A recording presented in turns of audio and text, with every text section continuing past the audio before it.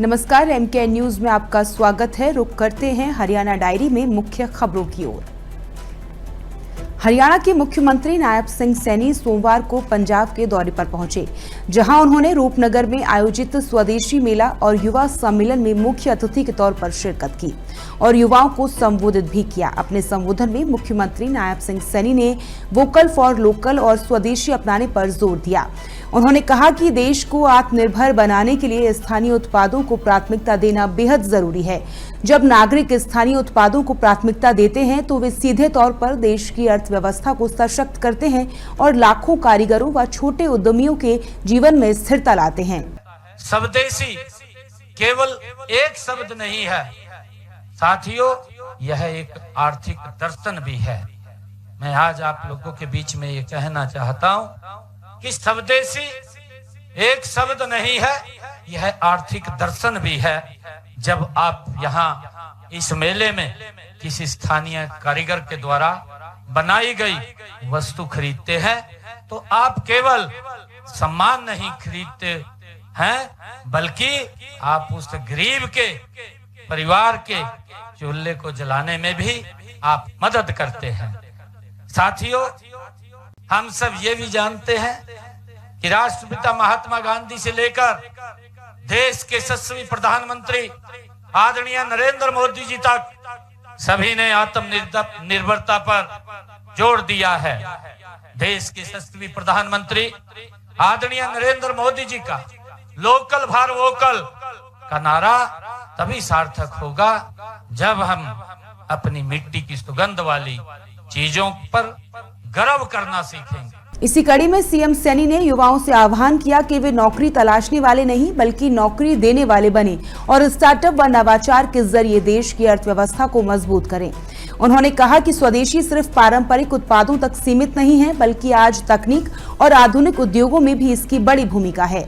इस मेले के माध्यम से यह संदेश घर घर तक हम पहुंचाना है कि स्वदेशी ही श्रेष्ठ है।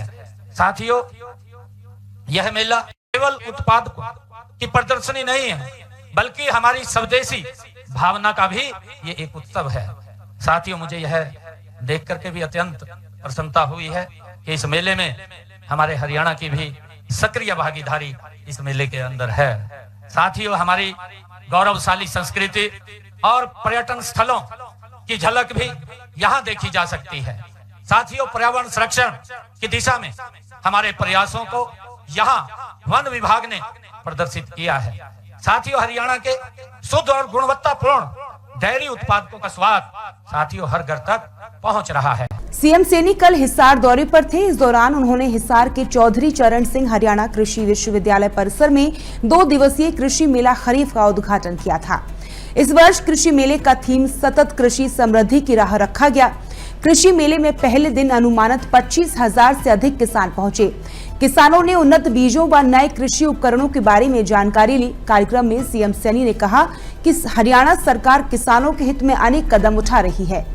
सीएम सैनी ने कहा कि मेरा पानी मेरी विरासत योजना के तहत किसानों को 157 करोड़ रुपए वित्तीय सहायता के रूप में पहुंचाने का काम किया है। उन्होंने कहा कि 1.40 लाख एकड़ सैमग्रस्त भूमि को सही करेंगे। वहीं हरियाणा सरकार ने पराली प्रबंधन के लिए किसानों को मशीनें उपलब्ध कराने का भी काम किया है। प्रधानमंत्री किसान सम्मान निधि योजना के तहत हरियाणा के किसानों के खातों में 7,562 करोड़ रुपए सीधे खाते में पहुंचाने का काम किया गया है। मुख्यमंत्री बागवानी बीमा योजना में 21 फसलों को शामिल किया गया है, तो वहीं वर्ष 2026 से 27 के बजट में 1,40,000 एकड़ सैमग्रस्त भूमि को सैम मुक्त करने का निर्णय लिया है। मेरी विरासत योजना ये 2020 में शुरू की गई थी। साथियों, इस योजना के तहत वैकल्पिक फसलें लेने या खेती खाली छोड़ने वाले किसानों को हमने 8,000 रुपए प्रति एकड़ वित्तीय सहायता देने का काम हमारी सरकार कर रही है।